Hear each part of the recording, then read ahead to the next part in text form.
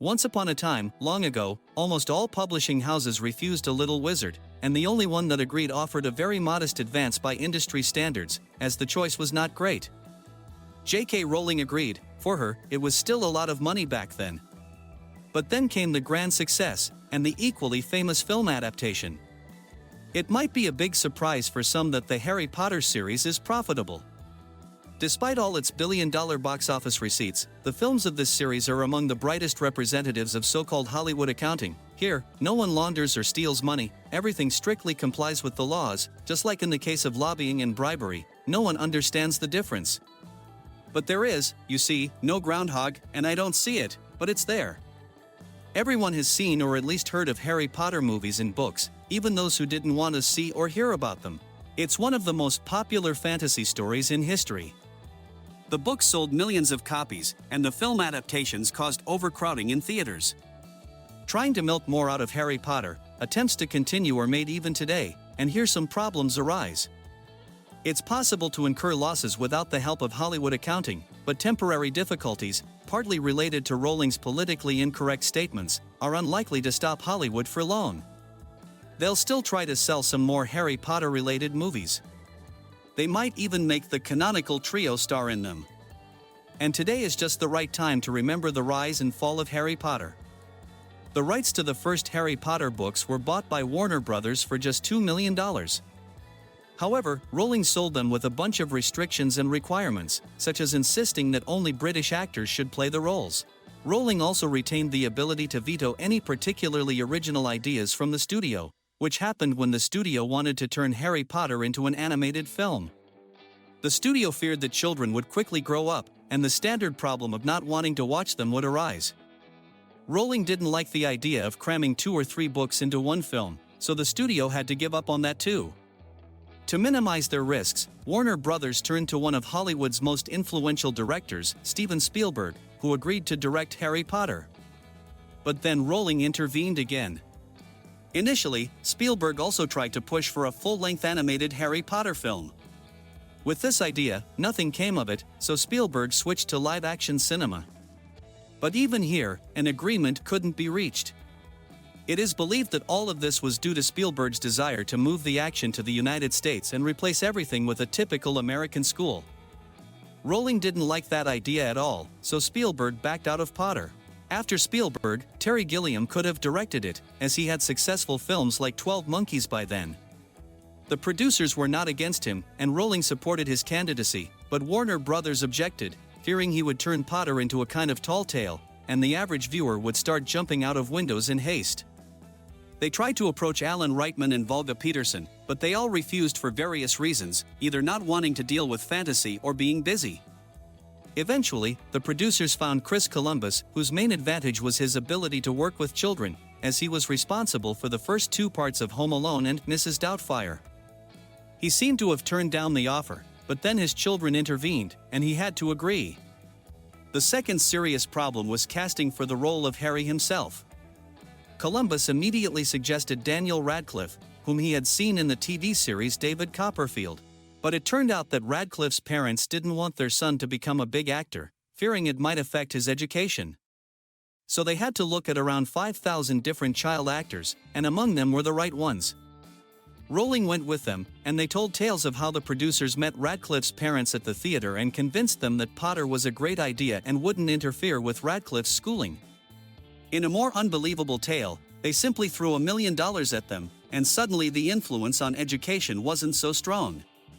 Emma Watson had to make her way through thousands of girls at the auditions. She had to go through 5 stages of selection. Rupert Grint landed the role of Ron Weasley thanks to his ability to rap.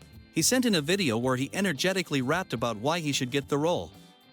After seeing all of this, Columbus decided that Grint's method of trying to get into the film was quite unusual and should be encouraged. The director also tried to bring his good friend Robin Williams into the film. He had considered him for the role of Hagrid. Williams really wanted to be in the Potter series and agreed to work for food, but Rowling rejected him because Williams wasn't English. Among the well-known actors who could have appeared in Harry Potter, Tim Roth stands out. He was supposed to play Severus, the same character that Alan Rickman later played. Everyone agreed on Roth, and he agreed too, but filming Harry Potter clashed with his work on the film Planet of the Apes. He could have combined both, but decided not to stretch himself too thin. The main problem was the need for constant flights. Roth didn't want to fly back and forth several times a week. Harry Potter was filmed in England, while Planet of the Apes was in the United States and Australia. During filming, time became a major issue due to various locations frequently becoming unavailable. The filmmakers particularly liked religious buildings, but the creators themselves didn't appreciate them being used for the movie, and they were kicked out of Canterbury Cathedral for worshipping pagans and propagating occultism. They had to run around all over Britain, which stretched out the shooting schedule, forcing the premiere to be postponed by 5 months. Furthermore, the studio was already reluctant to invest more in post-production. Filming wrapped up in March 2001, and the premiere was scheduled for November of the same year. This caused a lot of frustration, especially for director Chris Columbus, who often criticized the visual effects in the film, stating that they didn't have enough time to refine them. Consequently, they started preparing for the sequel while still working on the first part. In Columbus's opinion, the visual aspect of the second film was much better than the first. So, just a few days after the premiere, the filming of Chamber of Secrets began. Naturally, preparations for filming were carried out in advance. But if the film had decided to fail, they wouldn't have started shooting the second film. The studio would have limited the losses to the money spent on preparation. Daniel Radcliffe had a rather amusing contract. To convince him to act, they paid him $1 million, but for the sequel, he only received $200,000. Against such arbitrariness, the English Actors Union intervened. As a result of negotiations, Radcliffe's fee increased tenfold for the sequel, and he received over $2 million. The change in tone in the Harry Potter films is attributed to Chris Columbus. He persuaded the studio that the sequel should be slightly darker. For this, the colors in the sequel were slightly muted, and the lighting was adjusted to make it seem weaker. Each subsequent film under the direction of Columbus would become progressively darker. During post-production for Chamber of Secrets, there were a few more problems. The film was quite heavily cut, not because of poor test results, but because of the runtime. The studio insisted on a duration of less than 3 hours, so a couple of characters, like the librarian, had to be cut from the film. Nonetheless, Chamber of Secrets is the longest film in the series, running 2 hours and 40 minutes. Chamber of Secrets was released alongside The Lord of the Rings again, this time competing with Two Towers, and The Two Towers outgrossed it.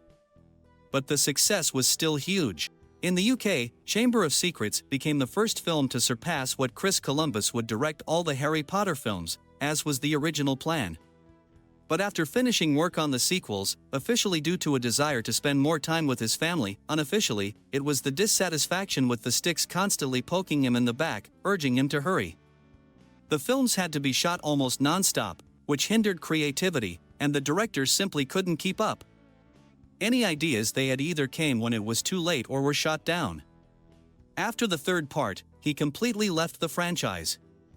A new search for a director began. They even approached Kim Night and M. Night Shyamalan, but he refused, choosing to direct The Mysterious Forest. Likewise, Mark Forster, responsible for Monsters Ball, fled when he was told that making the film would be like having his hands tied. Instead of Potter, he directed A Magical Land. When there was no one left, the studio approached Guillermo del Toro, but he also refused. Luckily, he had a friend, whom he suggested as a replacement. Upon hearing about such a friend, the producers scattered in different directions. The friend had just directed a film, And Your Mother Too. Critics love such films about teenagers running around without trousers, but the audience isn't always thrilled. The ordinary viewer didn't necessarily want anything as wild as in Harry Potter, but it turned out that J.K. Rowling was a big fan of films about lustful teenagers running around without trousers, and she was all for such direction. It's her influence that is attributed to a fairly large degree of freedom on the set, which Alfonso Cuarón was allowed. However, there were also prohibitions, not just on wild moments. Alfonso, a known connoisseur of foul language, usually didn't hold back on set. A special clause in his contract prohibited him from doing so in the presence of children. And apparently, everything worked out with Alfonso, at least there were no scandals associated with this. There was one moment that had to be hastily corrected. Actor Richard Harris, who played Albus Dumbledore in the first two films, passed away. They tried to replace him with Ian McKellen, who played Gandalf in The Lord of the Rings, but he declined. He attributed his refusal to The Lord of the Rings and to Richard Harris. He didn't want to play a wizard again in several films, and besides, he considered it inappropriate to replace Harris, as Harris had repeatedly called him a very bad actor. Such a turn would have been too harsh. Harris had a rather nasty character, and there were always plenty of untalented actors around him, especially when he ate a lot of forbidden food and poured everything with flaming water. Harris was replaced by Michael Gambon. But Gary Oldman agreed to act, even though he didn't want to. He himself said that he loved money but was in dire straits at the time. He was very grateful to Potter and BT for improving his financial situation in the mid-2000s. Due to all these maneuvers, the third film couldn't be released in a year, so it only came out in May 2004. There was no confrontation with The Lord of the Rings this time. Sometimes the absence of Potter in the competitors is explained by the success of The Return of the King, which crossed the $1 billion mark. From the fourth film, Cuarón refused because he wanted to focus on the post-production of the third film. The thing is, by then, no one expected any failures, and the fourth film began shooting before the third hit theaters. So, Cuarón couldn't sit in the editing room and oversee all the work while shooting the next film. Prisoner of Azkaban became the only film in the Harry Potter series not to reach $800 million in global box office. It collected $795 million with a budget of $130 million. It was still an excellent result, but clear shortcomings are attributed to it and his handheld cameras. This film demonstrates well that the people who rate movies on different websites and the people who go to theaters are different. They naturally overlap, but there are more of the latter. The box office for this film is the worst in the series. But in terms of audience ratings, it is only surpassed by the very last film after Prisoner of Azkaban from the franchise. Also, the composer John Williams disappeared, who was already unable to work on Harry Potter since the second film. So part of the work was done by other people. After Prisoner of Azkaban, he decided that he had had enough. Mike Newell directed Goblet of Fire. He became the lowest-paid director of the franchise. He received only $1 million for his work before Goblet of Fire. He directed Four Weddings and a Funeral, and David Yates, who usually worked on TV series before Harry Potter, replaced him in the next film. The main problem was a very tight production schedule, insisted upon by the studio. So they took what nobody needed. And yet, the film that had long been rumored to change the actor was planned even after Prisoner of Azkaban. It was assumed that after that, another film would be shot with Radcliffe, Watson, and Grint, and then older actors would be chosen. Since these actors were growing quickly and could change externally, not for the better, as already mentioned, a common problem with child actors, but after thinking and looking closely, the producers came to the conclusion that they could use those who were there since they didn't have contracts. A substantial increase awaited all of them. Radcliffe received the most, $14 million. Watson and Green earned almost the same. Here there is no system where everyone gets together and bargains for the same fee for everyone, and this film is considered the most edited of all. Its basis is the largest book. In terms of duration, only the last film is shorter, The Deathly Hallows, which was half the book, but there are no special shocks associated with this fact. The film was simply shortened in post-production so that people wouldn't get bored. The director said that his version was a little over 3 hours long, and they had to delete several scenes with expensive decorations. The final version lasts 2 hours 15 minutes in theaters. The Order of the Phoenix collected $938 million in box office revenue. Its budget was initially estimated at $150 million, but according to studio documents, it later turned into $200 million. This was the second result in 2007, the first being the third Pirates of the Caribbean, but due to various subsequent disputes related to the payment of percentages, surprising documents surfaced about the studio, indicating that a film that grossed nearly $1 billion at the box office was a failure. The studio ended up $167 million in the red, and legally, everything is absolutely correct. This is not the rarest trick in Hollywood, it's just that more often it's pulled off in cases with too much anticipation of future deductions. Many producers, actors, screenwriters, and writers have percentages in their contracts that they don't receive in case of success. For each of them, it is small, but for the entire company, they can count on something more substantial. And then various professional magicians are involved in the film production.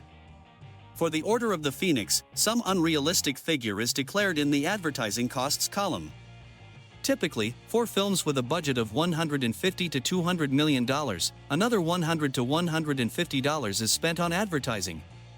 For the Order of the Phoenix, they spent $300, and they also had to pay a large percentage to the studio's distributor, Warner.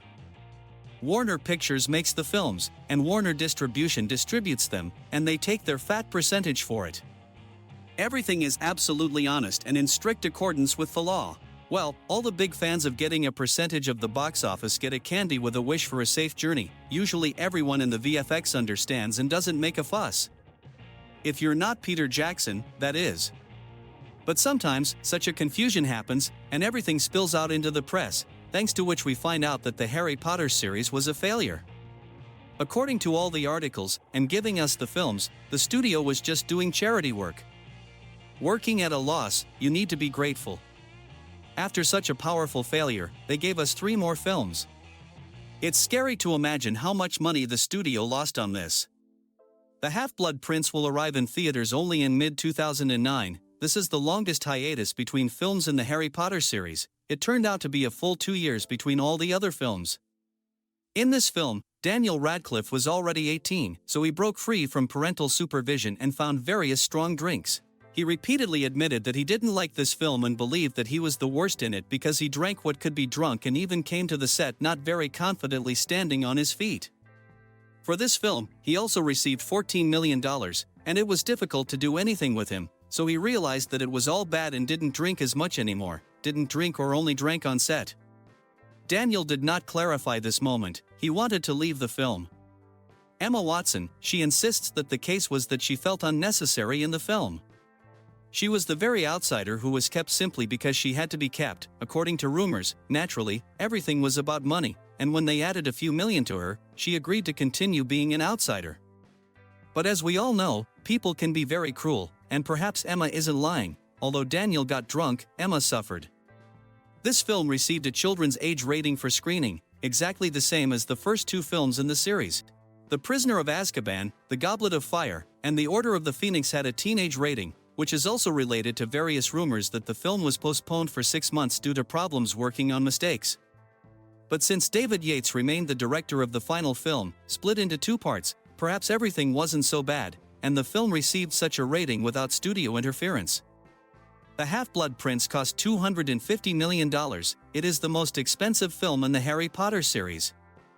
For the Deathly Hallows, they spent almost $300 million, but since they turned them into 2 films, the budget for each turned out to be significantly less.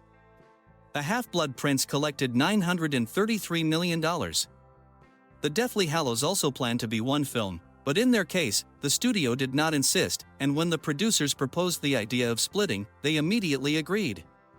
Producers claim that everything turned out completely accidentally, and they shot, assuming 1 film, but they shot for 5 hours, and then they started talking to the studio. On the set of this film, there was a well-known story with Daniel Radcliffe's stunt double, who fell unsuccessfully after an explosion, which left him paralyzed. Later, Radcliffe will become one of the producers of the film. David Holmes, the boy who survived, is the basis of whose fate. It was his stunt double in The Deathly Hallows Part 1 who came to theaters in November 2010 and collected $977 million at the box office.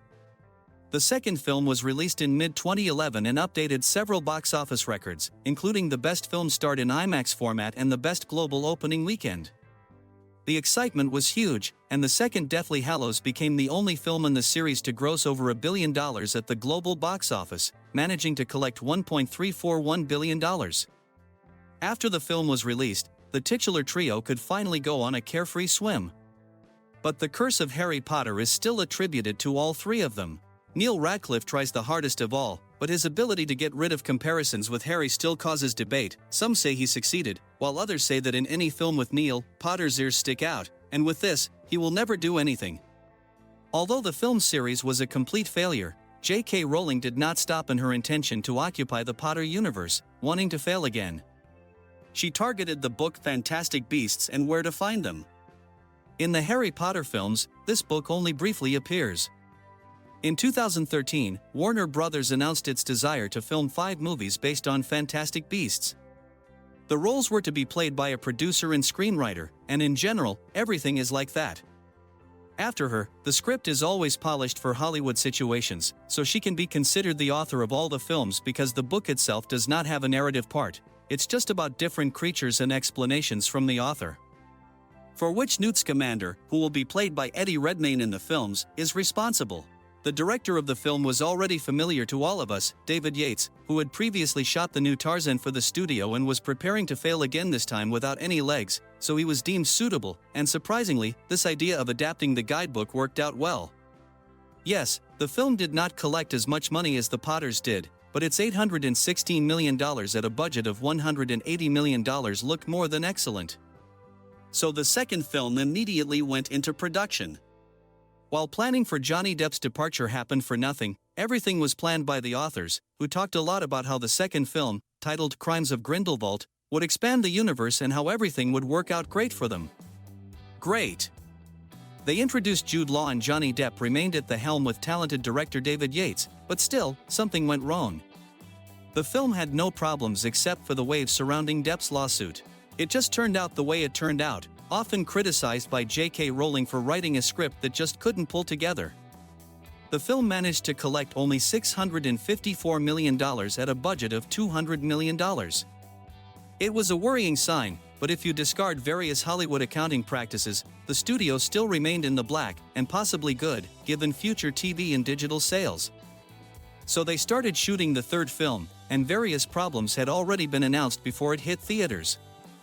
Among the main ones, COVID is usually named, and everything related to it, if not officially, then unofficially, several more, including Depp's firing over the Amber Heard incident. It later turned out that it didn't happen. But that was much later. It was known long ago that the characters of Jude Law and Mads Mikkelsen would touch each other. Rowling announced their sympathies back in the early 2010s, but she herself knew about it from the very beginning, she just didn't tell anyone. In general, this whole situation was also criticized by fans of the Middle Ages. And most importantly, J.K. Rowling herself turned out to be not very tolerant and began to declare that men dressed as women would remain men. So her house was almost stormed and called to boycott the film of such a disgusting woman. Did any of this work? Or is the outstanding quality of the film to blame for everything? We will never know. Maybe all this worked, as reported. By the way, he didn't stay offended, he still got paid $10 million. He managed to shoot a couple of scenes before the lawsuits, but COVID really affected the filming. Because of it, they had to postpone several times, someone brought it onto the set, and everyone had to go into quarantine. Somewhere restrictions were introduced that prevented shooting where it was supposed to be. The authors had to stop work on the film and find a way to release it. The film was released in April 2022 with a budget of $200 million. Rumors suggest that due to all the delays, they were able to gather $407 million for The Secrets of Dumbledore, but with advertising expenses, the studio ended up in a big minus. Taking into account the low audience ratings, it will be very difficult, or even impossible, to climb out of it. The ending of the film and the studio's statement about plans for 5 films hint at this. However, these plans were quickly forgotten, as is typical for a series of box office failures. Although there were no official statements, in one of the interviews, the talented director David Yates said that this was not the end, and they would return to work on sequels someday. He talked to someone there and didn't want to disappoint David. However, there is a suggestion that if the studio returns to magical creatures, it will happen without him. The studio will definitely not abandon the universe, especially since they had a great success with the Hogwarts Legacy game. There are also many rumors about a new film, specifically about Harry Potter. People deny various rumors related to the franchise, but we know that millions of dollars can be persuasive. Just after the failure of the third Fantastic Beasts film, everything somehow became a little more complicated. But judging by the real box office receipts of the entire franchise, it's almost $10 billion. This gives confidence that Harry will not leave us in peace. Thank you for your attention. Stay tuned after the new year for our year-end videos for 2023. Happy holidays to everyone, and may you have everything you need and more, within reason.